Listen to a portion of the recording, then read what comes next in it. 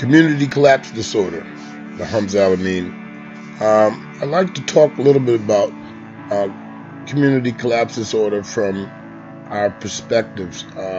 We've been out there in the field and we've seen that communities, and especially urban centers, within urban centers in those neighborhoods predominantly occupied by people of color, we've seen that the government has allowed or not properly funded these communities in such a way that it protects our children. And we also have obvious evidence, as you see here, that these communities, these unsafe communities, have devolved. And what has happened in that devolvement is based upon a type of economic, political, socio-systemic devaluation of a community. And this is very troublesome. We find that as talent and human capital leave a community, the community slides, along with economic, political, and social divestment. We find that communities become disordered, just like a person who is suffering from a sort of mental distress or illness. These communities are systemic creatures, which also have the same characteristics of those who inhabit them.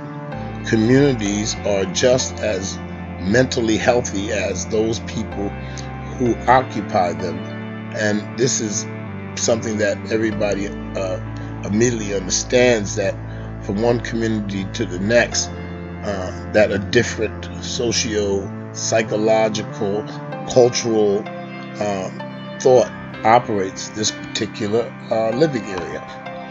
This has always been the case throughout time and history.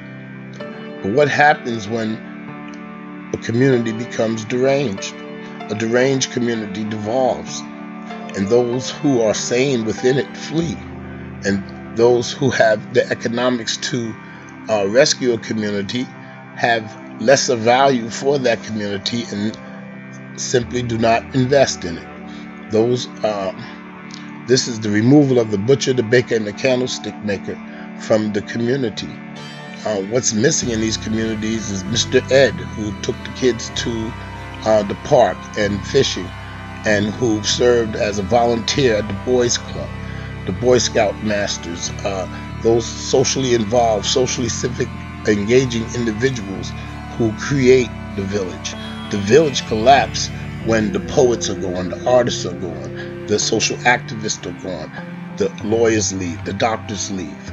This leaves a community ravaged and unable to find its own direction because it has no leadership. And not only no leadership, it has no supports for its members.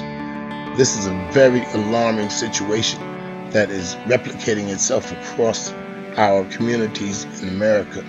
We can no longer allow this type of social divestment and systemic community collapse within our communities, especially those of color that are most vulnerable to this type of psychoticism. Thank you very much. I hope to speak on this matter in later discussions. Have a good day.